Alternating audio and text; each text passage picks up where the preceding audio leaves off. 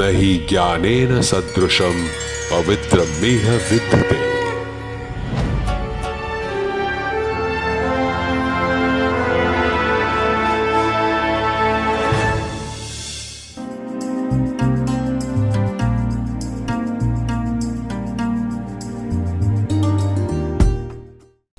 નમસ્કાર. Noble teacher, global mentor, career કાઉન્સેલિંગના આ બીજા ડિસ્કશનમાં આપ સૌનું સ્વાગત છે. નહીં જ્ઞાનેન સદૃશમ પવિત્રમ મિહ વિદ્યતે. આ પૃથ્વીલોક પર જ્ઞાન સિવાય પવિત્ર બીજું કાંઈ નથી એવા ધ્યેય વાક્ય સાથે આ સંસ્થા IITE Indian institute of teacher education કામ કરી રહી છે. આપણે આની પહેલાંના રેકોર્ડિંગમાં IITE શું છે, એ કયા કયા વિભાગમાં કામ કરે છે, વિભાગમાં શું કામ થાય છે તેની માહિતી મેળવી. આજે આપણે IITEના BA-BEd પ્રોગ્રામમાં શું કામગીરી થાય છે તેને વિશે વાત કરીશું. હું IITE પ્રોગ્રામના BA-BEd વિભાગના હેડ ડૉક્ટર અનિલભાઈ વરસાદ સાહેબને વિનંતી કરીશ કે તે BA-BEd પ્રોગ્રામ વિશે આપણને માહિતગાર કરે. Indian Institute of Teacher Education, state public university established under Gujarat Government Act 8 2010 is a university dedicated to teacher education. As a university, Indian Institute of Teacher Education believes in education as a key to developed civilization, achieving self-realization and comprehensive progress and development of any nation. In order to contribute significantly to the progress and development of India, the country would require a huge number of highly qualified, knowledgeable and skilled teachers at every level of education. And hence, the university is running various programs, and one of the important program is BA-BEd program. The BA-BEd program is a professional program that offers a variety of subjects in the field of arts and education, aiming at producing competent teachers at upper primary or secondary level. This is an integrated program. It provides training in methodology along with the instructions in various current areas. It also trains the student teachers in pedagogy and professional skills which are integrated throughout the program. If we look at the intake of the program, then in BA-BEd we have 100 seats at the initial stage of the admission. The duration of this BA-BEd integrated program is of 4 years. In total, we have 8 semesters. The medium of instruction is English at the university, and mainly we are offering 3 subjects: English, Gujarati and Sanskrit. Apart from this, we have highly dedicated teachers at the university to teach various subjects. Then we do provide various facilities to the students. Quite often curricular and co-curricular activities are organized for the overall development of the students. We do have placement cell, schools approaching to the university from various parts of the state at national level, and we do have international placement as well. So overall, this BA-BEd program is providing a lot of facilities to the students in their development as a teacher. This is what the overall information from my end as a head for BA-BEd. Now I request Dr. Swarnabharti Ivani Madam to talk about the subject. Namaskar. Hello friends. I will be speaking about English, which is offered as one of the major subjects in BA as well as MA program that we have at IITE. So let me first throw some light on the BA program, how we go about with the subjects and the papers.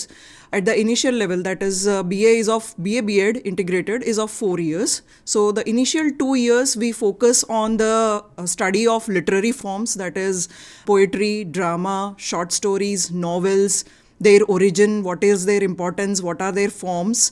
which is essential at school level teaching. So what we are focusing is on not just the subject, but we are also focusing on the pedagogical aspects as well as the techniques. So it is integrated in that way.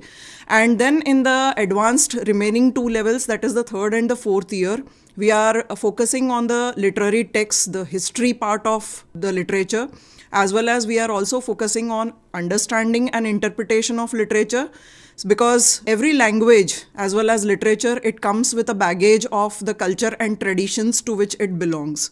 An understanding of culture and traditions helps us in a comparative analysis of cultures across the world, apart from also, of course, enhancing our language skills.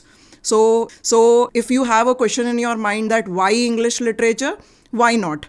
Because as a part of English literature, we are not just focusing on literature which is written outside India.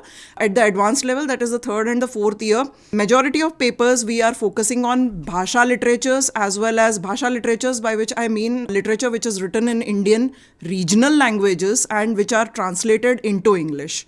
Because translation is a huge industry as on today globally and as well as India, given the fact that we have a rich plethora of Indian languages available. In fact, हर 5 कोस पे भाषा बदलती है, ऐसा ही कहावत है भारत में. तो कई सारा literature, there's a lot of literature that is available across India, and there is a lot of curiosity to know about people every 5 kilometers, what is happening in their lives and what are their ways of living. So literature is very rich in that way. And any one of you who is having a flair for reading, any one of you who is interested in knowing more about cultures, traditions, it becomes very interesting. Literature in that way becomes very interesting, and it brings us close to human beings as well as humanities in general. So we have Indian culture also. We are focusing on Indian culture also. We are focusing on Indian literature which is written in English. We are focusing on Indian literature that is Indians who are settled across the globe. We are also focusing on literature that is being translated from the bhashas, that is Indian regional languages. So it is quite a attractive kind of curriculum framework that we are having, and we also see to it that the students are not just reading and understanding, but they are developing their interpretive skills which enable them to develop their own critical thinking towards various aspects of life. At the same time, this critical thinking is further advanced in the PG level, MA level, where the focus and importance is given more to developing research skills, so that the students are also enabled and empowered to carry out research further if they are interested in getting into the higher academics with respect to the syllabus as well as curriculum. But apart from the classroom teaching, learning and the syllabus part of it, we are having also a language club. That is, we are focusing on development of various skills. The biggest fear that each one of us face at any point of time in our life is facing an audience. Speaking in front of an audience is not an easy task. And at the first place, becoming a teacher itself means that every day you are facing an audience. So at the very beginning stage, that is the first and the second year especially, the language club is most active, where the students are not only oriented to various skills like anchoring, participating in group discussions, how to speak in group discussions, how to carry out debates in an amicable way. So communication skills as such are also focused upon here. So not only we teach, not only we carry out workshops to empower the students with various types of skills, but also at an advanced stage within the language club itself, we have various competitions, debate competitions, group discussions, presentations. Because as teachers, at the end of the day, what we do in a classroom is actually we prepare a topic and make presentations in front of the students. Apart from that, what we carry out in the class is also group discussions with the students. So all these skills are very essential, and these are being focused through our language club. Apart from literature and language, we are also having ELT, that is English language teaching also is one of the components and papers which is added to the syllabus. And apart from that, we also focus on linguistics, because the origin of a language, how a language has come into existence, its birth, and what is a language made of. These aspects, nuances are also very essential when we are dealing with a particular language. So we have these components also which are also included within our syllabus. So Apart from that, of course, we are open to suggestions from our students also, because you are going to be our prospective students. Every year, our own students, they come up with some or other new ideas. Like, for example, we have a Poetry Day celebration on April 21st, which started as an idea from the students that why not celebrate Poetry Day, where we will be writing our own poems. So there is no hard and fast rule that you should know all the rules and regulations of how to write a poem. Each one of us is creative in our own way. So at IIT, our attempt is to not only empower and enable students, but also to provide a platform for the innate talents and skills. But before developing those innate talents and skills, the curriculum and the framework is developed in such a way that first we provide a platform to you to recognize your own skills and talent. Any kind of profession that you take up, it should be something that interests you every day. So teaching is a noble profession, and it is not just teaching and facing the students. There are lots of skills and talents required. Present day teacher is expected to be a multitasker, and at IIT create students, make students who are all-rounders. I would like to ask Dr. Archana Patel to throw some light on the Gujarati subject. Thank you so much. આભાર Bharati madam. અંગ્રેજી વિષય માટે જે વસ્તુઓ જાણી તેવી જ વસ્તુઓ ગુજરાતી વિષય માટે પણ છે. ગુજરાતીમાં દરેક પ્રકારના સાહિત્ય સ્વરૂપ અને પ્રકાર એ ભણાવવામાં આવે છે. એની સાથે સાથે ભાષા સજ્જતા, ભાષા વિજ્ઞાન, વ્યાકરણ એ બધા જ વિષયોને ભણાવવામાં આવે છે જુદા જુદા પેપરમાં. અને એની સાથે આ ટીચર ટ્રેનિંગ ઇન્સ્ટિટ્યૂટ છે, એટલે ક્લાસરૂમમાં જઈને કવિતા કેવી રીતે ભણાવવી જોઈએ, નાટક કેવી રીતે ભણાવવા જોઈએ, ગદ્યખંડ કેવી રીતે ભણાવવો જોઈએ, ટૂંકી વાર્તા કેવી રીતે ભણાવવી જોઈએ, આ બધી જ માહિતી આ ક્લાસરૂમ ટીચિંગ દરમિયાન વિદ્યાર્થીઓને મળતી હોય છે. આ સાથે સ્પેશિયલ વસ્તુ એ છે કે મોટે ભાગે વ્યાકરણ, ભાષા સજ્જતા એવા વિષયો લગભગ અલ્પ ખેડાયેલા છે.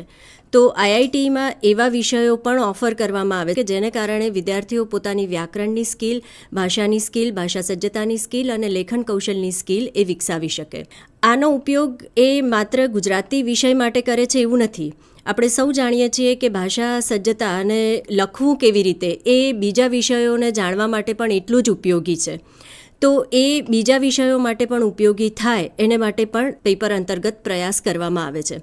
વિદ્યાર્થી એ સમજી શકે છે કે ભાષાનો ઉપયોગ કેવી સરળતાથી કરીએ તો કોમ્યુનિકેશન વધારે સારી રીતે કરી શકાય, એ જાણવા માટે પણ આવા પેપર્સ એ ઉપયોગી થાય છે. આ શરૂઆતના સેમિસ્ટર્સમાં આવે છે અને પાછળના સેમિસ્ટર્સમાં મીમાંસાના પેપર છે, ભાષા વિજ્ઞાનના પેપર છે. જેમ ભારતી મેડમે કહ્યું એ જ રીતે કે ભાષાનો ઉદ્ભવ કેવી રીતે થયો, વિકાસ કેવી રીતે થયો, અપભ્રંશ ભાષાઓ શું છે, પ્રાકૃત ભાષાઓ શું છે, એમાંથી ગુજરાતી કેવી રીતે છૂટી પડી, જૂની ગુજરાતી એટલે પ્રાગ નરસિંહ યુગથી લઈને ગુજરાતી કેવી રીતે બની, એ પછી ગુજરાતી ભાષાના કયા તબક્કાઓ છે, અત્યારે ગુજરાતી ભાષા કેવી રીતે અંગ્રેજી, ગુજરાતી, હિન્દી બધું મિક્સ થઈને ડેવલપ થઈ રહી છે, એટલે યંગસ્ટર્સની ભાષા કેવી છે, આ બધા જ આસ્પેક્ટ એ આ પેપર અંતર્ગત શીખી શકે છે. તો આવા કેટલાક વ્યવહારુ પેપર પણ ભણાવવામાં આવે છે. આ સાથે સાથે અનુવાદ વિજ્ઞાન છે, પ્રૂફ રીડિંગ છે, એવા પેપર્સ પણ આ ગુજરાતી વિષય અંતર્ગત ભણાવવામાં આવે છે. અને જેમ ભારતી મેડમે કહ્યું કે લેંગ્વેજ ક્લબ ચાલે છે, તો એમાં ગુજરાતી, હિન્દી, સંસ્કૃત અને અંગ્રેજી એવી ચારેય ભાષામાં વિદ્યાર્થીઓ કંઈક ને કંઈક સર્જનાત્મક લેખન કરતા હોય છે. આ ક્લબની વિશેષતા એ છે કે આમાં વિજ્ઞાનના વિદ્યાર્થીઓ એટલે બીએસસી બીએડના વિદ્યાર્થીઓ પણ પાર્ટિસિપેટ કરતા હોય છે, અને એ અંતર્ગત જુદી જુદી પ્રવૃત્તિઓ થતી હોય છે. વિદ્યાર્થીઓ પોતાનું સર્જન કેવી રીતે કરવું જોઈએ, સર્જનાત્મક લેખન કેવી રીતે છે, તે આ ક્લબ દ્વારા પણ એ કરતા હોય છે. સૌથી વિશેષ કે કૃતિનો આસ્વાદ કેવી રીતે કરાવવો અને ક્લાસરૂમમાં કૃતિનો આસ્વાદ કેવી રીતે કરાવી શકાય એનું ગાઈડન્સ આ વિષય અંતર્ગત આપણે બહુ સરળતાથી મેળવી શકીએ છીએ. આ સાથે સાથે મારે થોડીક વાત સંસ્કૃત વિષય માટે પણ કરવી છે. જેમ અંગ્રેજી, ગુજરાતી મુખ્ય વિષય તરીકે આપવામાં આવે છે, એવી જ રીતે સંસ્કૃત પણ મુખ્ય વિષય તરીકે આપવામાં આવે છે. સંસ્કૃત વિષય માટેની એક સૌથી મોટી આઈઆઈટીની વિશેષતા એ છે કે સંસ્કૃત વિષય એ સંસ્કૃત માધ્યમમાં ભણાવવામાં આવે છે. બહુ ઓછી ઇન્સ્ટિટ્યૂટ છે કે જ્યાં સંસ્કૃત વિષય સંસ્કૃત માધ્યમમાં ભણાવવામાં આવતો હોય અને વિદ્યાર્થીઓ કોમ્યુનિકેશન સંસ્કૃતમાં જ કરે છે. એટલે વિદ્યાર્થીઓ ટીચર સાથે અને અન્ય વિદ્યાર્થીઓ સાથે એ સંસ્કૃતમાં ફ્લુઅન્ટ બોલી શકે છે અને કદાચ વિદવત કક્ષાનું સંસ્કૃત એ લોકો જાણી શકે છે. સંસ્કૃતમાં પણ સેમ રીતે છે કે સંભાષણ છે અને એની સાથે સાથે સાહિત્ય પ્રકારનું જ્ઞાન પણ એમને મળે છે. વ્યાકરણશાસ્ત્ર પણ અહીંયા શીખવાડવામાં આવે છે. વ્યાકરણશાસ્ત્રને આધારે જેની શાસ્ત્ર તરફ રુચિ છે તે વ્યાકરણશાસ્ત્રમાં આગળ જાય છે અને વ્યાકરણમાં ફોકસ કરી શકે છે. જ્યારે સાહિત્યમાં રુચિ છે તે લોકો સાહિત્ય તરફ આગળ જઈ શકે છે. તો આવી રીતે 3 ભાષાઓ અંગ્રેજી, ગુજરાતી અને સંસ્કૃત એ મુખ્ય વિષય તરીકે આપણે ઓફર કરીએ છીએ અને સાહિત્યના જ્ઞાનની સાથે વ્યાકરણનું જ્ઞાન, ભાષાનું જ્ઞાન, સંભાષણનું જ્ઞાન, લેખન શુદ્ધિનું જ્ઞાન એ કેવી રીતે શીખાય અને ક્લાસરૂમમાં વિદ્યાર્થીઓને કેવી રીતે શીખવાય, મુખ્ય ફોકસ આ અભ્યાસક્રમનું એના પર છે. હવે હું દીપકભાઈ ચૌધરીને પાસ કરવા માંગુ છું કે જે સોશિયલ સાયન્સ વિશે આપણને જણાવે. ધન્યવાદ અર્ચનાબેન. મિત્રો, સોશિયલ સાયન્સ ડિપાર્ટમેન્ટની વાત કરું એને પહેલાં કહી દઉં, આઈઆઈટીમાં તમને ઇન્ટિગ્રેટેડ કોર્સ છે એટલે 2 ડિગ્રી આપવામાં આવે છે. બીએ બીએડ એટલે એમાં બીએ અને બીએડ એટલે કેટલાક વિદ્યાર્થીઓના મનમાં એવો પ્રશ્ન હોય કે આ કોર્સમાં એડમિશન લીધા પછી માત્ર અમે શિક્ષક જ બની શકીએ, જો અમારે એકેડેમિક ફિલ્ડમાં અમારું કરિયર બનાવવું હોય તો શું? તો મિત્રો, કેટલીક સ્પષ્ટતા હું કરી દઉં. અહીં તમને 2 ડિગ્રી મળશે, જેમ કે બીએ બીએડ એટલે બીએની ડિગ્રી લીધા પછી જો તમારે અમારી જ સંસ્થામાં એમએ એમએડ એટલે કે માસ્ટર ના કરવું હોય તો તમે અલગથી કોઈપણ યુનિવર્સિટીના માસ્ટર કોર્સમાં એડમિશન લઈ શકશો અને તમારી જે કરિયર છે એ એકેડેમિકમાં ત્યાં એમએ, પીએચડી અથવા તો જે તે પણ પ્રકારનું તમારું શિક્ષણ ત્યાંનું હોય તે લઈ શકશો. અમારે ત્યાં અમે માસ્ટર ડિગ્રી માટે એમએ એમએડ જે છે એની સુવિધા અને એનાથી આગળ પીએચડી સુધીના અભ્યાસક્રમની સુવિધા આપીએ જ છીએ. આમ છતાં કોઈ વિદ્યાર્થીને એમ થાય કે હવે અમારે અહીંયા બીએ બીએડ કર્યા પછી અહીં નથી રહેવું, તો એના માટે બધા જ વિકલ્પ ખુલ્લા છે. બીજું કે સોશિયલ સાયન્સ ડિપાર્ટમેન્ટ છે એ બીએ બીએડ ડિપાર્ટમેન્ટનો એક અગત્યનો ભાગ છે. હાલમાં સોશિયલ સાયન્સ ડિપાર્ટમેન્ટમાં 2 વિષય જે છે એ સબસિડરી વિષય તરીકે, ગૌણ વિષય તરીકે આપવામાં આવે છે, ઇતિહાસ અને ભૂગોળ. બીજું કે આઈઆઈટીના અંદર આવનારા ગુજરાતી બેકગ્રાઉન્ડ ધરાવનારા વિદ્યાર્થીઓ છે એમને કેટલાક ડર હોય છે. તો અમારે ત્યાં શરૂઆતના જે 2 સેમેસ્ટર છે એમાં ઇંગ્લિશની સાથે હિન્દી અને ગુજરાતી ભાષામાં પણ અમે શીખવીએ છીએ, એટલે તમારે એ પણ ચિંતા કરવાની જરૂર નથી. તમે 3 ભાષાની અંદર કોઈ પણ બાબત છે એને સમજી શકશો, અમે સમજાવીએ છીએ. અને એ જ રીતે પરીક્ષાના માધ્યમ તરીકે પણ 3 ભાષામાં જવાબ આપી શકાય છે. સોશિયલ સાયન્સની અંદર હાલ આપણે 2 વિષયને ગૌણ વિષય તરીકે, સબસિડરી વિષય તરીકે ઓફર કરીએ છીએ, ઇતિહાસ અને ભૂગોળ. સૌથી પહેલાં હિસ્ટ્રી, ઇતિહાસની અંદર આપણો અભ્યાસક્રમ આપણે ખાસ કરીને વિદ્યાર્થીઓની ભાવિ જરૂરિયાતને ધ્યાનમાં રાખીને ઘડેલો છે. એટલે ઇતિહાસની અંદર ગુજરાત, ભારત અને વિશ્વ ઇતિહાસ શીખવવામાં આવે છે.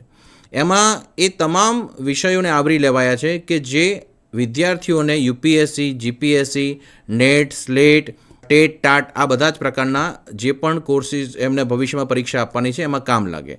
ખાસ કરીને ગુજરાતનો ઇતિહાસ તો શરૂઆતથી માંડી અને આઝાદી અને એના પછી પણ જે પ્રવાહો જોવા મળે છે એની વાત આપણે કરેલી છે. ભારતીય ઇતિહાસમાં પાષાણકાળથી માંડી અને અત્યાર સુધીનો સમકાલીન સમયમાં કેવી રીતે પરિવર્તન આવ્યા એ બધી જ બાબતોની ચર્ચા આપણા અભ્યાસક્રમમાં છે. સાથે સાથે વિશ્વ ઇતિહાસની પણ આપણે વાત કરેલી જ છે. હાલ પૂરતા 2 સેમેસ્ટર જે છે એની અંદર આપણે પ્રાઇમરી જે ઇતિહાસ છે એની ચર્ચા કરતા હોઈએ છીએ. જ્યારે મુખ્ય વિષય તરીકે ઇતિહાસ જે છે એને સ્થાન મળશે તો એના માટે પણ બહુ જ સુંદર પેપર જે છે એ તૈયાર કરેલા છે. એ જ રીતે હાલ ભૂગોળની અંદર ગુજરાતની ભૂગોળ, ભારતની ભૂગોળ અને વિશ્વની ભૂગોળ, એ સાથે સાથે જે ભૂગોળના બેઝિક કોન્સેપ્ટ છે એને લગતો અભ્યાસક્રમ હાલ ઘડવામાં આવ્યો છે. ભવિષ્યની અંદર જો વિદ્યાર્થીઓને આ વિષય સાથે આગળ વધવું હોય અને એ મુખ્ય વિષય બનશે તો એની અંદર પણ ઘણી બધી વેરાયટી તમને જોવા મળશે. આ વાત થઈ એકેડેમિકની. એની સાથે સાથે અહીંયા બીએ બીએડ હોવાથી એજ્યુકેશન જે છે એ સબ્જેક્ટ પણ વિદ્યાર્થીઓ શીખતા હોય છે. તો એવા સમયે જ્યારે એકેડેમિક અને એજ્યુકેશન બંનેની અંદર કોમન વસ્તુ આવતી હોય છે પેડાગોજી. એટલે પેડાગોજીની અંદર આઈઆઈટીની અંદર એક સૌથી મોટો ફાયદો એ છે, જો તમે કોઈ સામાન્ય બીએડ કોલેજની અંદર અભ્યાસ કરો તો તમારું ગ્રેજ્યુએશન અથવા પોસ્ટ ગ્રેજ્યુએશન કોઈ પણ વિષયમાં હોય અને ત્યાર પછી જે તે કોલેજ તમને ઓફર કરે એ વિષયની અંદર તમારે પેડાગોજી સિલેક્ટ કરવાની હોય છે. જ્યારે આઈઆઈટીમાં ફાયદો એ થશે કે તમે કન્ટેન્ટ પણ શીખતા જશો અને એની સાથે એની પેડાગોજી પણ શીખતા જશો. દાખલા તરીકે સોશિયલ સાયન્સની વાત કરું તો અહીં ઇતિહાસ ભૂગોળ તમે શીખ્યા છો એટલે તમને બીજી મેથડ તરીકે સોશિયલ સાયન્સ મળશે. એટલે વિષય વસ્તુ તમે ભણ્યા છો, પદ્ધતિશાસ્ત્ર ભણ્યા છો અને એની સાથે તમે સરળતાથી એક સારા શિક્ષક બની શકશો. અને જ્યારે પણ તમારે શાળા જીવનમાં જવાનું થાય એક શિક્ષક તરીકે, તો તમે અસરકારક રીતે વિવિધ બાબતો શીખવાડી શકશો.